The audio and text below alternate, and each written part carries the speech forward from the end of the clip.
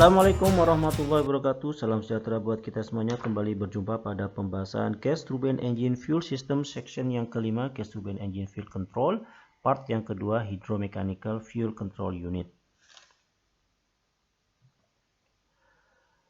Hydromechanical Fuel Control Unit ini merupakan tipe dari Gas Turbine Engine Fuel Control yang digunakan, ya sudah lama digunakan, ya pada atau yang paling pertama kali digunakan pada gas turbine engine.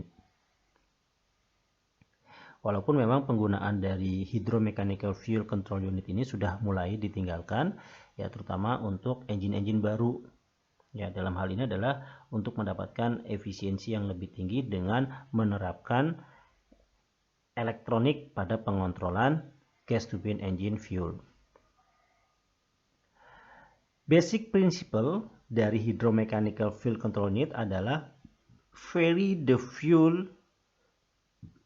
the flow of fuel to the discharge nozzle by maintaining a constant pressure drop across a metering orifice. Jadi memang pengontrolan fuel ini memang ada dua cara. Yang pertama yaitu dengan merubah tekanan, ya, sedangkan metering orifice-nya ini dibuat konstan, ya, metering orifice areanya ini dibuat konstan. Jadi tekanannya dibuat naik ataupun turun, sedangkan metering orifice-nya dibuat konstan.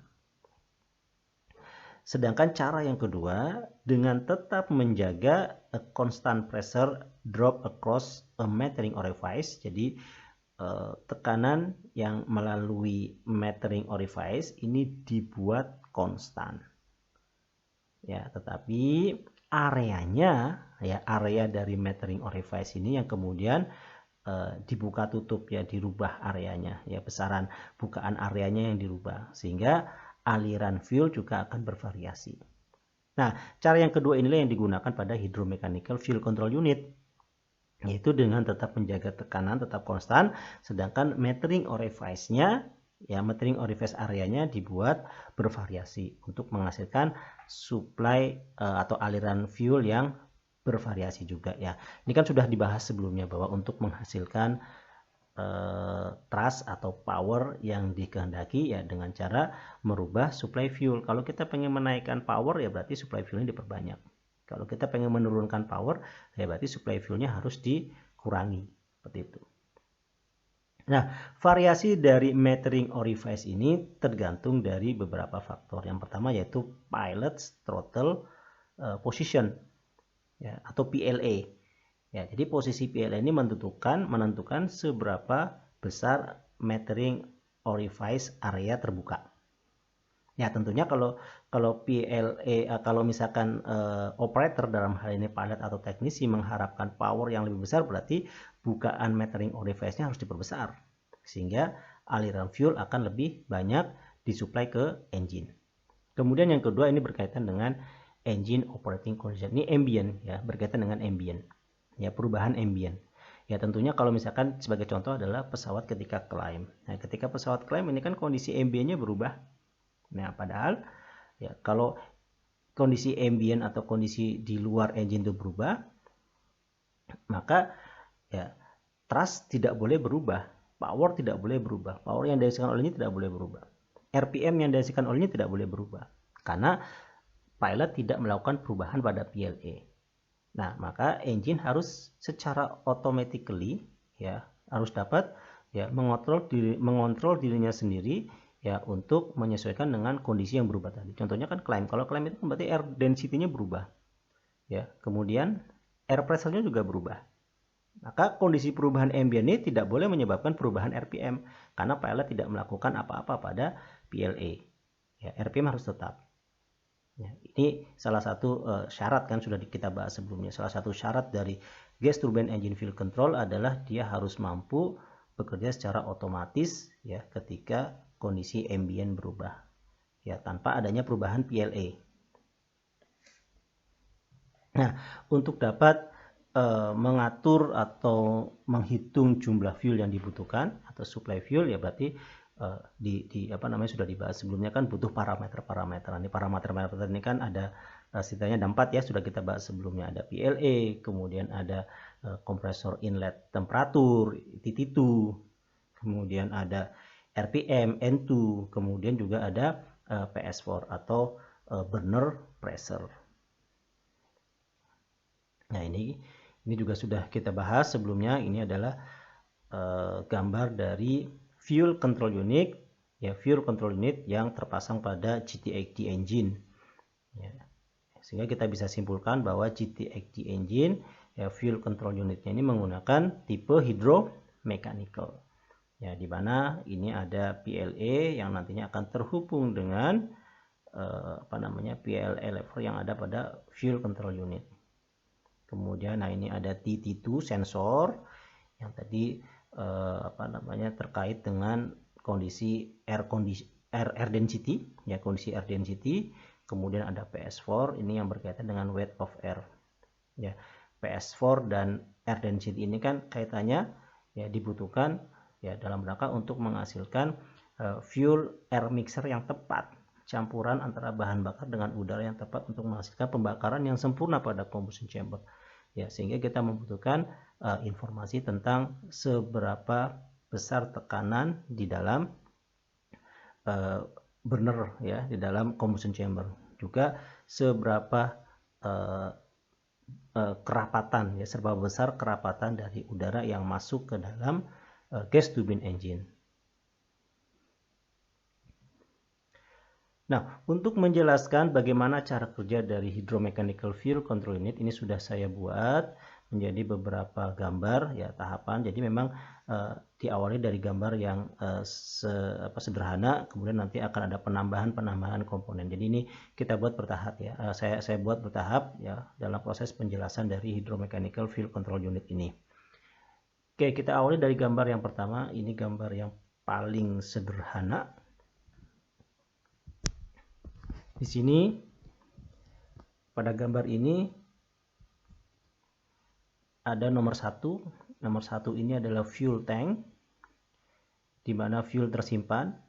Nah, kemudian fuel akan dialirkan menuju ke high pressure fuel pump nomor 4, ya, dengan menggunakan booster pump. Ini electrical booster pump, ya. Jadi dioperasikan dengan menggunakan electrical, dioperasikan dari kokpit. Maka ketika kita on-kan, maka akan terjadi positif fuel flow dari fuel tank menuju ke engine driven fuel pump. Nah, ini nomor 4 ini adalah fuel pump yang digerakkan oleh engine melalui main fuel valve, atau ini adalah low pressure fuel shuttle valve. Nah, ini low pressure fuel shuttle valve nomor 3. Nah, kemudian engine driven fuel pump ini akan menaikkan tekanan, ya, akan menaikkan tekanan fuel yang kemudian nanti akan disuplai menuju ke throttle valve nomor 5. Nah, pada throttle valve ini, ya, digambarkan pada gambar ini, ya, di sini untuk pengoperasiannya, ya, ketika throttle valve-nya kita angkat ke atas, maka kondisi valve-nya adalah close. Sedangkan kalau ini kita dorong ke bawah, maka valve-nya akan open. Nah, ini sesuai dengan pembahasan tadi, ya, yaitu metering orifice, dalam hal ini adalah throttle valve, ini akan dibuat bervariasi bukaan, area bukaannya. Nah, kemudian dari throttle valve nanti fuel akan disuplai menuju ke fuel shuttle valve. Nah, inilah yang disebut sebagai high pressure fuel shuttle valve atau start valve. Nah, ini start valve. Jadi kalau misalkan nomor 6 ini close, maka tidak ada fuel yang disuplai ke fuel nozzle nomor 7. Ya, berarti kondisi engine adalah kondisi shutdown. Nah, sedangkan ketika open seperti pada gambar ini, berarti ada supply fuel dari throttle valve menuju ke fuel nozzle nomor 7. Ya. Berarti kondisinya engine sedang running. Nah, gambar ini sangat sederhana, ya, sehingga tidak memenuhi syarat yang sudah dijelaskan di awal tadi. Ya, bagaimana mengontrol tekanan yang melewati metering orifice, atau dalam hal ini adalah throttle valve, adalah konstan, karena kan putaran engine berubah-ubah. Nah, berarti putaran dari engine driven fuel pump ini juga akan berubah-ubah. Berarti tekanannya berubah-ubah dong. Nah, berarti di sini dibutuhkan komponen yang lain, ya, untuk menjaga agar tekanannya konstan. Nah, sehingga pada gambar yang kedua ini ada penambahan komponen yang lain, yaitu tambahan komponen itu adalah ya nomor 8, ini pressure relief valve. Nah, di mana pressure relief valve ini nanti akan menjaga ketika terjadi kelebihan tekanan yang dihasilkan oleh engine driven fuel pump, maka akan dikembalikan. Ya, jadi kalau misalkan terjadi kelebihan tekanan, maka akan dikembalikan oleh pressure relief valve, ya, kembali ke inlet fuel pump. Ya, sehingga tekanan bisa dijaga. Ya, tekanan bisa dijaga. Kemudian yang kedua, ini ada komponen nomor 9, yaitu minimum fuel adjustment. Ini tentunya adalah kalau misalkan kondisi dari throttle valve ini fully closed. Jadi kalau misalkan kita angkat, ya, throttle valve ini, berarti kondisinya adalah fully closed. Nah, ketika fully closed berarti tidak ada supply fuel menuju ke fuel nozzle. Ya. Nah, untuk menjamin agar fuel nozzle tetap tersuplai dalam kondisi throttle valve dalam kondisi fully closed, maka ditambahlah minimum flow adjustment. Ini terutama pada kondisi-kondisi idle. Ya, kondisi gas turbine engine idle. Ya, sehingga kalau misalkan throttle valve masih dalam kondisi fully closed, ya, maka fuel masih bisa disuplai menuju ke nomor 7, ya, ke fuel nozzle melalui minimum flow adjustment ini.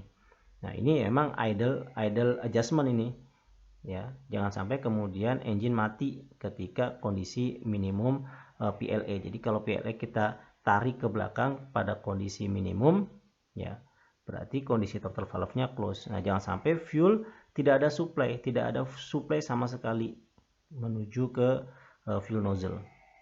Maka dipasanglah nomor 9 sebagai minimum flow adjustment untuk mengatur idle, ya, idle RPM. Baik, gambar selanjutnya ini ada penambahan komponen yang lain, yaitu nomor 10. Ya, differential relief valve. Ini sesuai dengan penjelasan yang sebelumnya tadi, bahwa, ya, untuk mengatur supply fuel itu dengan cara menjaga tekanan yang melalui throttle valve itu dibuat konstan.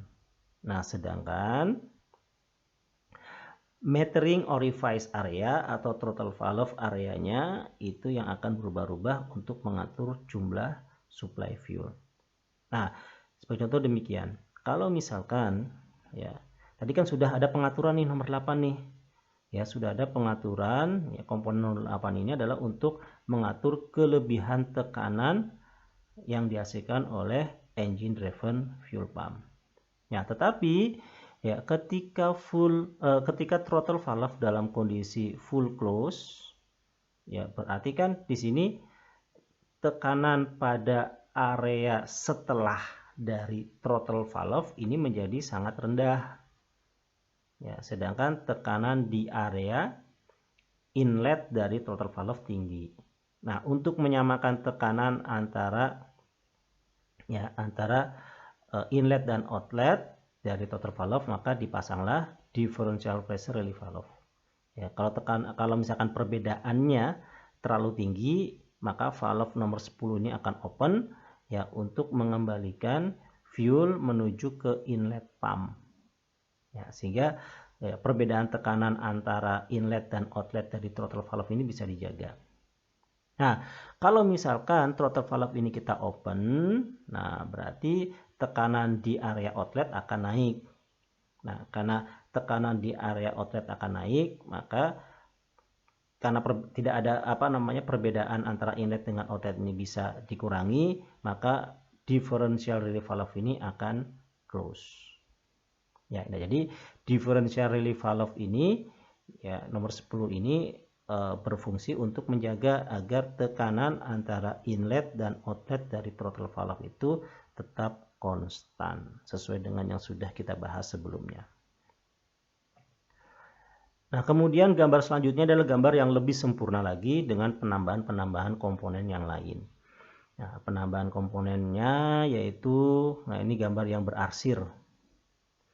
Ini adalah governor, flyweight governor, di mana flyweight governor ini juga terdiri dari komponen yang lainnya, yaitu ada flyweight nomor 12, kemudian ada speedering spring, ini nomor 13. Governor ini berputar. Ya, jadi flyweight governor ini berputar karena emang terhubung dengan shaft, ya, terhubung dengan shaft sehingga berputar. Nah, karena governor ini berputar, maka flyweight nomor 12 ini tentunya akan terpengaruh. Ya. Makanya di sini ada gambar tanda panah ini. Ini gambar tanda panah ini menunjukkan bahwa flyweight ini bisa bergerak ke arah luar atau ke arah dalam. Nah, kalau misalkan flyweight ke arah luar berarti kondisinya adalah high centrifugal force. Sedangkan kalau flyweight ini bergerak ke dalam berarti low centrifugal force.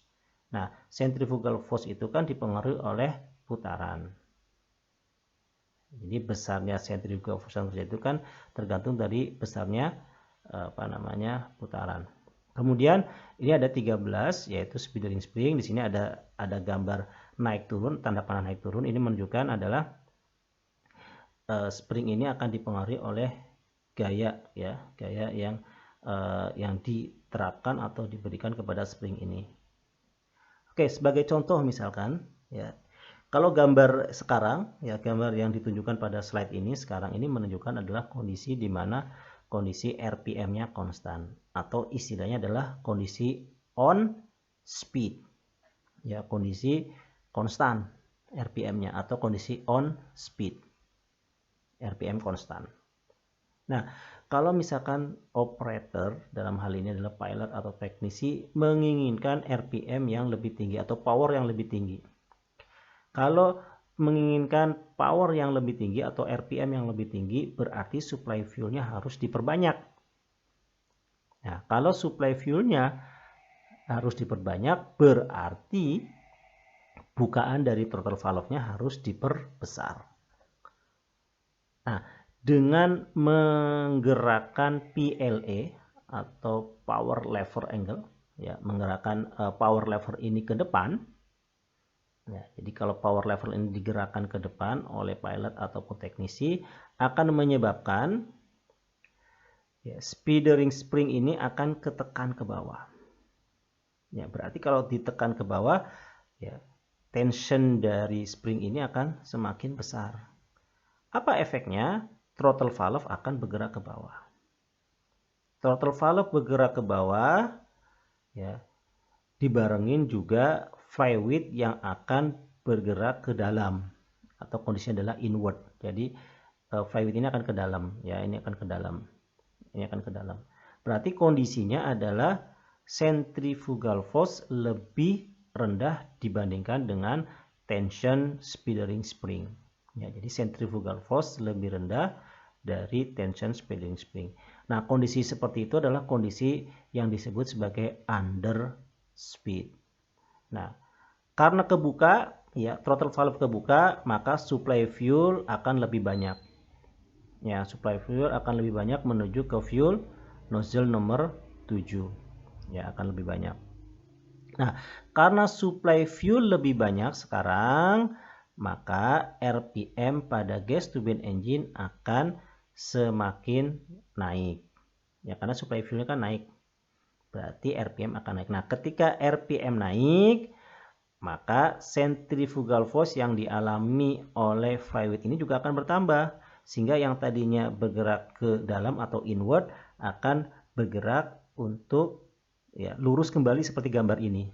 Nah, berarti kalau misalkan centrifugal force-nya sudah sama dengan tension dari bearing spring ini, berarti kondisinya sudah on speed, tetapi RPM-nya sudah pada kondisi yang baru, karena tadi kan supply fuel-nya kan berubah. Ya, jadi RPM-nya sudah bertambah, ya, dan tidak bergerak lagi, jadi RPM-nya sudah konstan, ya, maka flywheel ini akan kondisi lurus kembali seperti pada gambar. Nah, kemudian pada suatu ketika, misalkan pilot atau teknisi menginginkan RPM yang lebih rendah atau power yang lebih rendah. Nah, berarti throttle lever yang ada pada kokpit akan digerakkan, akan ditarik ke belakang. Ya, sehingga tension dari spring ini akan berkurang. Nah, tension spring ini akan berkurang, menyebabkan ini kondisinya adalah berarti centrifugal force yang dialami oleh flywheel lebih tinggi dibandingkan dengan speedering spring, sehingga flywheel ini akan bergerak keluar atau outward. Nah, kondisi seperti ini disebut sebagai kondisi overspeed. Nah, efeknya apa? Efeknya berarti kan throttle valve ini akan ketarik ke atas, ya, menyebabkan ya berkurangnya ya area bukaan dari throttle valve, sehingga fuel yang disuplai menuju ke fuel nozzle ini akan berkurang. Nah, sehingga ketika supply fuel berkurang, berarti RPM akan semakin turun. Nah, ketika RPM semakin turun, maka centrifugal yang dialami oleh flywheel akan semakin turun, sehingga nanti akan balance kembali. Ya, akan balance kembali dengan speedering spring tension. Nah, ketika sudah balance, maka ini kondisinya adalah on speed lagi. Nah, itu cara kerja dari governor. Nah, kemudian ada penambahan lagi ini, yaitu ada burner pressure sensor. Nah, burner pressure sensor ini nanti akan di-compare dengan ambient pressure. Nah, ini akan di-compare. Jadi kondisinya kalau misalkan burner pressure-nya sedang naik, nah berarti ya, tekanan yang ada kalau misalkan burner pressure-nya sedang naik, berarti tekanan di dalam below ini, ya, tekanan di dalam below ini akan naik, ya, sehingga akan menutup valve. Nah, nih valve yang ada di sini akan tertutup, sehingga fuel yang disuplai dari throttle valve yaitu akan disuplai dalam jumlah yang lebih banyak ke fuel nozzle. Nah, jadi ini kalau misalkan valve-nya kebuka, nah berarti nanti ada sebagian fuel yang dikembalikan menuju ke inlet pump. Nah, ini kondisinya adalah kalau misalkan burner pressure-nya rendah. Nah, ini contohnya tadi ya, bahwa harus ada, jadi fuel control ini kan harus memiliki kemampuan untuk bekerja secara otomatis ketika terjadi perubahan ambient. Ya, ketika terjadi perubahan ambient. Ya, jadi kalau misalkan sudah ditentukan nilai thrust-nya, kemudian ada perubahan ambient, ya kondisi di luar engine, maka secara otomatis fuel control unit harus bisa bekerja. Nah, inilah yang bekerja itu tadi. Inilah. Ya, jadi nomor 14 ini yang akan bekerja untuk dapat memenuhi persyaratan bahwa fuel control harus bisa bekerja otomatis untuk menyesuaikan kondisi ambient, yaitu ketika burner pressure. Nah, burner pressure ini kan tergantung dari kondisi udara yang masuk ke dalam engine, ya, baik air density-nya, baik air pressure-nya, nah, itu sangat ditentukan. Ya, sehingga kalau misalkan burner pressure-nya dalam kondisi besar, ya berarti kan memang jumlah udara yang masuk ke engine itu kan banyak. Maka butuh supply fuel yang banyak. Makanya di sini pengembalian supply fuel menuju ke inlet pump akan lebih sedikit, karena below, ya ini atau kapsul atau diaphragm yang ada di burner pressure sensor valve ini akan mengembang, ya, sehingga akan menutup valve. Nah, demikian juga dengan sebaliknya, kalau misalkan burner pressure-nya turun, ya berarti kondisinya udara yang masuk ke dalam engine lebih sedikit, ya maka ini akan mengempis, ya karena mengempis berarti valve ini akan lebih kebuka, maka ada sebagian fuel yang akan dikembalikan menuju ke inlet pump. Nah, sehingga fuel air mixer yang terbentuk pada combustion chamber itu akan tepat untuk menghasilkan pembakaran yang sempurna. Baik, Terima kasih, kita sudah membahas tentang gas turbine engine fuel system, section yang kelima gas turbine engine fuel control. Part yang kedua, maaf ini salah tulisannya ya, part yang kedua yaitu hydromechanical fuel control unit. Ya, selamat berjumpa, sampai berjumpa pada pembahasan selanjutnya.